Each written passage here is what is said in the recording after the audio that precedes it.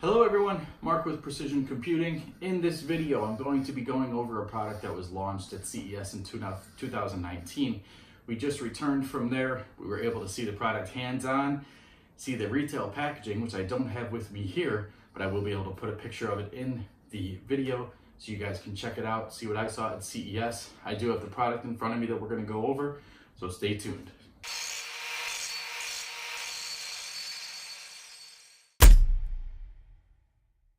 The first thing that I want to do here for you guys is go ahead and get this water block lit up so we can see what it looks like.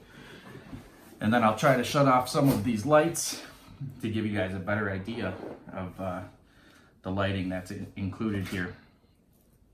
Before we get into that, let's really quickly go over what is included in the packaging. Of course, all of your cables that you need for connecting. They are all sleeved, which is a nice feature. It just makes it a little more clean. And then even at the end, they are black wires. So it just makes it really, the wiring able to be hid in your system and not seen. This is our power cable over here. This is our cable that will connect to, this is our extension that will connect to the top of our block there, and then to the controller here, like so. This controller is compatible with all of the other TT RGB products, the Plus series products, your water blocks, your fans. I believe at this point, except for the Ring Trio fans. I'm also not sure about the Ring Duos. Those are brand new. I haven't even got my hands on those yet. This looks like a another connector that would plug in to here. So instead of running it to, oh no, maybe this would connect and sync with one of our motherboards, because it does have the 5-volt ground on there. So I know they are working with, yeah, this is the motherboard sync cable. They are working with some manufacturers, ASRock, Asus, Gigabyte, Aorus, and a couple of others to sync with their motherboard lighting kits. So this would connect to the motherboard so that you could sync directly with your motherboard software. Then we do have the cable here that has two connectors on it. So this one USB header 2.0 on your motherboard could control 2 of these devices, so up to 10 RGB devices. And this is to connect one of these to another one of these so that it'll sync them together. We have our mounting screws, which let's take a look at that. A couple of little Velcro pads for mounting this in your case. And of course, our power. So I do just have a power supply jumped on the side, and we're gonna use that to give us the Molex power that we need to light this kit up. I really cannot stand Molex connectors. They've been around for so long and so many products still use them, but I will be happy to see them go away, maybe, possibly, hopefully, one day in the future. So let's connect this to our controller. Now on the water block here, this is just like, it's not sleeved, this little piece of cable here. This is just heat shrink material. So I'm not sure if that's how the retail kits will be or not. Again, this is not a retail kit. This was sent to me before retail.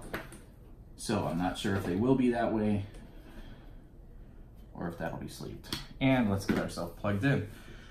So this is just gonna, of course, scroll through our RGB color wheel. And if we turn off a couple of these lights, we can get just a better idea of how that diffuses and how that lights up. I'll get some darker shots in the video up here in a minute so that you can really take a look at it. Let's go ahead and shut all the lights off and take a look at this water block. And here we can see the memory modules with the water block lit up. Now for the purpose of this video, I'm just using a power supply jumped, as I don't have a system prepared to install these into yet, as I have just returned from CES. But in the future, when I get to that and get this installed in the system and piped into a water cooling loop, I will show you guys that then. But here we can see the individually addressable LEDs that will synchronize with all of the rest of your Thermaltake RGB devices. I'm going to go ahead and shut the lights off here so we can take a closer look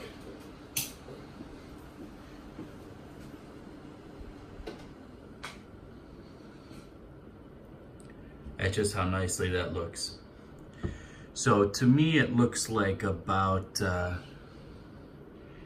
12 individually addressable LEDs just by taking a close look at the block itself. Here we can see the detail that went into the memory module itself. They are 8 gig per stick, 3 screws that hold the 2 pieces of the heat spreader together, and a DDR4 3200 megahertz 8 gig logo.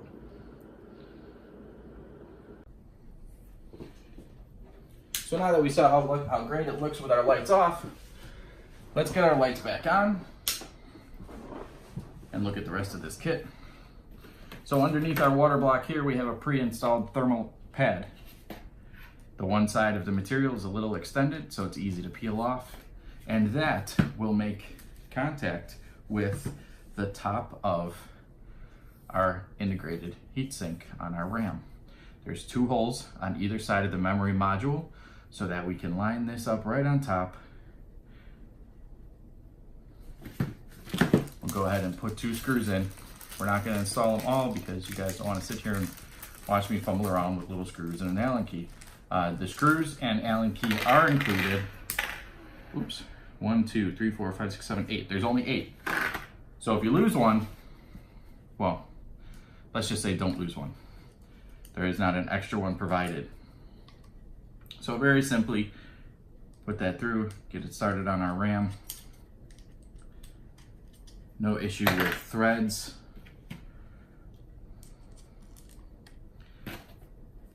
Or anything being stripped or hard to start or anything like that. These go right in, they line up perfectly.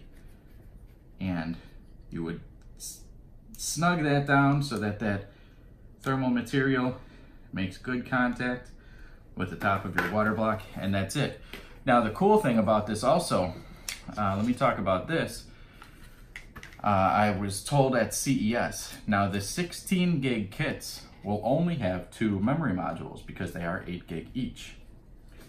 But the nice thing that Thermaltake is going to do so that everything sits properly in your system is there's actually going to be included in those kits 2 extra not memory modules. I should not say that. That would make it a 32 gig kit. They're going to be memory blanks so that you will be able to mount this and have this water block secure across like as if there were 4 sticks. So in other words, I'll show you here when I mount this second one up. Now you see how quickly I was able to put this block into the tops of these here. So if you got the 16 gig kit, it would be like this. Then there would be 2 blanks that would fill these slots that you would screw down to so that you still have proper seating in your motherboard for your memory. Your 32 gig kit will have all 4 sticks. So you'll put all 4 sticks in, screw them all together, and voila. Look at how off I am. So you'll have all of your kits, all of your sticks, nice and evenly aligned, screwed in, and it'll look really nice and uniform. There. Now the other interesting thing that I wanted to talk about with you was to take the heat spreaders off. There's just 3 screws here. Once you remove those 3 screws, there is thermal interface material underneath and between the memory modules here that these will just come right apart. You can see the one heatsink comes up and then it fills this gap. And then this one connects to that side. So they do transfer heat between themselves. There is a heatsink material in the top here that interfaces one side of the memory module heatsink to the other one, and then that will transfer through the thermal pad that is on the water block up into the water block to be cooled by the water passing through. Very neat design, very cool product. Let's go ahead and take a look a little closer, show you that retail box, and then I'll get into my final thoughts.